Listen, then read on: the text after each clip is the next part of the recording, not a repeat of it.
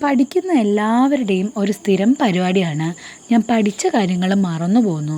ഞാൻ നന്നായി പഠിച്ചതായിരുന്നു, പക്ഷേ എക്സാം ഹോളിൽ എനിക്കത് ഓർത്തെടുക്കാൻ പറ്റിയില്ല. ഈ ടോപ്പേഴ്സൊക്കെ എങ്ങനെയാണ് പഠിക്കുന്നത്? അവരെല്ലാം എങ്ങനെ ഓർത്തിരിക്കുന്നു? എനിക്കും അങ്ങനെ പഠിക്കാൻ പറ്റുമോ? എങ്ങനെയാണ് മറക്കാതെ പഠിക്കാൻ പറ്റുന്നത്? പഠിച്ച കാര്യങ്ങൾ മറക്കാതിരിക്കാനുള്ള സൂപ്പർ ടെക്നിക്സുമായിട്ടാണ് ഞാൻ ഇന്നിവിടെ വന്നിട്ടുള്ളത്.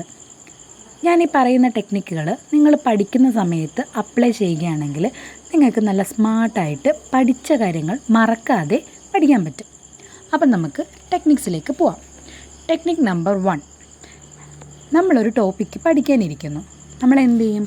1-2 തവണ ആ ടോപ്പിക്കിലൂടെ കടന്നു പോകും. അപ്പോൾ നമ്മളുടെ ബ്രെയിനിൽ എന്ത് തോന്നും? ഞാൻ ഈ ടോപ്പിക്ക് പഠിച്ചു. അത് ബ്രെയിൻ ഒരു ഇല്യൂഷൻ ക്രിയേറ്റ് ചെയ്യുന്നതാണ്. ശരിക്കും നമ്മളത് പഠിച്ചിട്ടുണ്ടാവണമെന്നില്ല. അപ്പം നമ്മൾ അടുത്ത ടോപ്പിക്കിലേക്ക് പോവും. അങ്ങനെ പോവുകയാണെങ്കിൽ, അങ്ങനെയാണ് നമ്മൾ ഓരോ ടോപ്പിക്കും കവർ ചെയ്യുന്നതെങ്കിൽ ആ കാര്യങ്ങൾ പിന്നീട് ഓർത്തെടുക്കാൻ വളരെ പ്രയാസമായിരിക്കും. അപ്പം ഇതെങ്ങനെയാണ് നമ്മൾ കൈകാര്യം ചെയ്യേണ്ടതെന്ന് വെച്ചാൽ, നമ്മളിപ്പോൾ ഒരു ടോപ്പിക്ക് പഠിക്കാനിരിക്കുമ്പം അത് 1-2-3 തവണ വായിച്ച് നമ്മളത് പഠിച്ചു എന്ന് നമുക്ക് തോന്നുവാണെങ്കിൽ നമ്മൾ ആ ബുക്ക് അടച്ച് വെച്ച് ആ പഠിച്ച കാര്യങ്ങൾ ഒന്ന് റീകോൾ ചെയ്യാനായിട്ട് ശ്രമിക്കണം. 1 തവണയോ 2 തവണയോ ഒന്നുമല്ല, 3-4-5 തവണ അത് നമ്മൾ ഓർത്തെടുക്കാൻ ശ്രമിക്കണം. ഇനി ഓർത്തെടുക്കുന്ന സമയത്ത് ഏതെങ്കിലും കാര്യങ്ങൾ നമ്മൾ മിസ്സായി പോവുകയാണെങ്കിൽ ബുക്ക് തുറന്ന് അതൊന്നുകൂടി വായിക്കുക. ഒന്നുകൂടി വായിച്ചതിന് ശേഷം ആദ്യം മുതൽ നമ്മൾ ഒന്നുകൂടി അതിനെ ഓർത്തെടുക്കുക.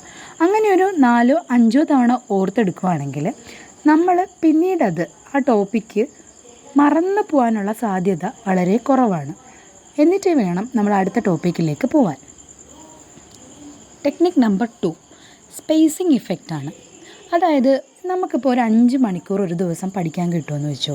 അതിൽ 1 മണിക്കൂർ എടുത്തിട്ട് അതിനെ 4ആയിട്ട് ഡിവൈഡ് ചെയ്യുക. 15 മിനിറ്റ്സ് വെച്ചിട്ട് 4ആയിട്ട് ഡിവൈഡ് ചെയ്യുക. അതായത് ഒരു 15 മിനിറ്റ് നമ്മളൊരു ടോപ്പിക്ക് പഠിച്ചതിന് ശേഷം ഒരു 5 മിനിറ്റ്സ് ഒരു ബ്രേക്ക് കൊടുക്കുക. 5 മിനിറ്റ്സ് മാത്രമേ കൊടുക്കാവൂ.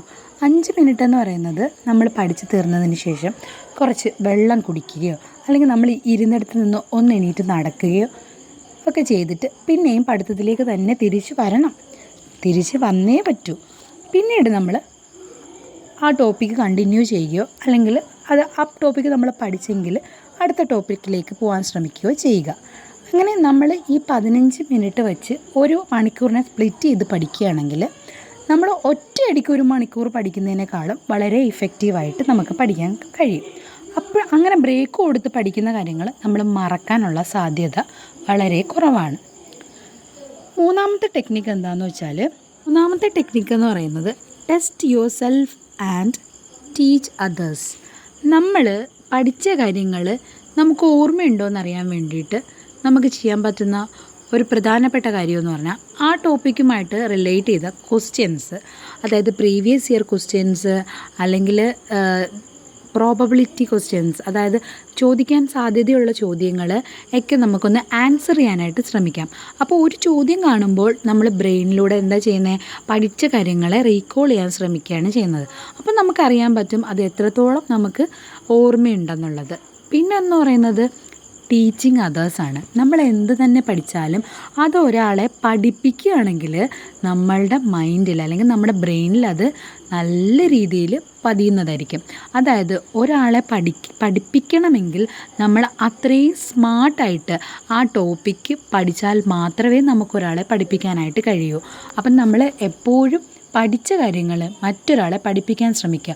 അതിനിപ്പം നമുക്കൊരാൾ തന്നെ വേണമെന്നില്ല. നമുക്കത് കണ്ണാടിയുടെ മുന്നിൽ പോയി നിന്നൊന്ന് പറഞ്ഞു നോക്കാം. അതുമല്ലെന്നുണ്ടെങ്കിൽ കണ്ണടച്ചിരുന്ന് ഒരു കുട്ടി നമ്മുടെ മുമ്പിലുണ്ടെന്ന് വിചാരിച്ചുകൊണ്ട് ആ ടോപ്പിക്സും അല്ലെങ്കിൽ ആ ടോപ്പിക്ക് പറഞ്ഞു കൊടുക്കാം. അങ്ങനെ ചെയ്യുമ്പോഴും നമ്മൾ പഠിക്കുന്ന കാര്യങ്ങൾ മറക്കില്ല. ഇനി ടെക്നിക്ക് നമ്പർ 4 എന്താണെന്ന് വെച്ചാൽ ഉറക്കമാണ്. സ്ലീപ്പ് എന്ന് പറയുന്നത് നമ്മളെ പഠന ജീവിതത്തിൽ വളരെ അത്യാവശ്യമായിട്ടുള്ള ഒന്നാണ്. എനിക്ക് പല കുട്ടികളെ അറിയാം. അവരെന്താ ചെയ്യുന്നത്? എക്സാം എടുക്കുന്ന സമയത്ത് ഉറക്കമൊഴിച്ചിരുന്ന് പഠിക്കും. എന്നിട്ട് എന്ത് സംഭവിക്കും? എക്സാം ഹോളിൽ ചെന്നിരിക്കുമ്പോൾ ഒന്നും ഓർമ്മ കാണില്ല. അങ്ങനെ പഠിക്കുന്നതൊന്നും അത് ഓട്ടത്തൊട്ടിയിൽ വെള്ളം കോരുന്നതിന് തുല്യമാണ്. അതിങ്ങനെ ഒരു സൈഡിൽ കൂടെ ഒലിച്ചു പോയിക്കൊണ്ടേയിരിക്കും. ഒന്നും നമ്മുടെ ബ്രെയിനിൽ ഫീഡാവില്ല. നമ്മൾ പഠിച്ച കാര്യങ്ങൾ, അതായത് നമ്മൾ പഠിച്ച കാര്യങ്ങൾ നമ്മുടെ ബ്രെയിനിൽ സേവ് ആവുന്നത്, അല്ലെങ്കിൽ അത് ഒരു സ്ഥലത്ത് ഫിക്സ് ചെയ്യുന്നതെന്ന് പറയുന്നത് നമ്മൾ ഉറങ്ങുന്ന സമയത്താണ്. നമ്മളുടെ ഈ സ്ലീപ്പ് ഫേസ് എന്ന് പറഞ്ഞിട്ട് ഒരു സംഭവമുണ്ട്. അതിലെന്താ സംഭവിക്കുന്നതെന്ന് പറയുന്നത്, നമ്മുടെ ബ്രെയിനിൽ നമ്മൾ പഠിച്ച കാര്യങ്ങൾ അല്ലെങ്കിൽ നമുക്ക് ഇമ്പോർട്ടൻ്റ് ആയിട്ടുള്ള കാര്യങ്ങൾ സ്റ്റോർ ചെയ്യുന്നത് നമ്മൾ ഉറങ്ങുന്ന ടൈമിലാണ്. നമ്മളുടെ ലൈഫിലെ ഇമ്പോർട്ടൻ്റ് ആയിട്ടുള്ള കാര്യങ്ങൾ നമ്മുടെ ബ്രെയിനിൽ, അല്ലെങ്കിൽ നമ്മൾ പഠിച്ച ഇമ്പോർട്ടൻ്റ് ആയിട്ടുള്ള കാര്യങ്ങൾ നമ്മളുടെ ബ്രെയിനിൽ സേവ് ചെയ്യുന്നത് നമ്മൾ ഉറങ്ങുന്ന ടൈമിലാണ്. അതുപോലെ ആവശ്യമില്ലാത്ത കാര്യങ്ങളെ മാറ്റുന്നതും നമ്മൾ ഉറങ്ങുന്ന ടൈമിലാണ്. അപ്പം അറ്റ്ലീസ്റ്റ് ഒരു 6 hours എങ്കിലും പഠിക്കുന്നവർ ഉറങ്ങാനായിട്ട് ശ്രമിക്കുക. ആ 6 മണിക്കൂർ കൃത്യമായി ഉറങ്ങിയാലേ നമ്മൾ പഠിച്ച കാര്യങ്ങൾ നമുക്ക് ഓർത്തെടുക്കാനായിട്ട് സാധിക്കുകയുള്ളൂ. അപ്പോൾ ഈ 4 ടെക്നിക്സ് നിങ്ങൾ പഠിക്കുന്ന ടൈമിൽ അപ്ലൈ ചെയ്യുകയാണെങ്കിൽ ഒരു 70-80% നമ്മൾ പഠിച്ച കാര്യങ്ങൾ അതുപോലെ തന്നെ നമ്മുടെ ബ്രെയിനിൽ നിൽക്കുന്നതായിട്ട് നമുക്ക് കണ്ടെത്താൻ കഴിയും. അതുപോലെ ഇതേ ഒരു റൊട്ടീൻ നമ്മൾ കണ്ടിന്യൂ ചെയ്യുകയാണെങ്കിൽ നമ്മുടെ മെമ്മറി പവർ കൂടി വരുന്നതായിട്ട് നമുക്ക് കാണാൻ കഴിയും. അപ്പം എൻ്റെ വീഡിയോ ഇഷ്ടമായാൽ ലൈക്ക് ചെയ്യാനും ഷെയർ ചെയ്യാനും കമൻറ്റ് ചെയ്യാനും സബ്സ്ക്രൈബ് ചെയ്യാനും മറക്കരുത്. നിങ്ങളുടെ ഫ്രണ്ട്സിനും കൂടി അയച്ചു കൊടുക്കുക. എന്നെ സപ്പോർട്ട് ചെയ്യുക. Okay, thank you for watching.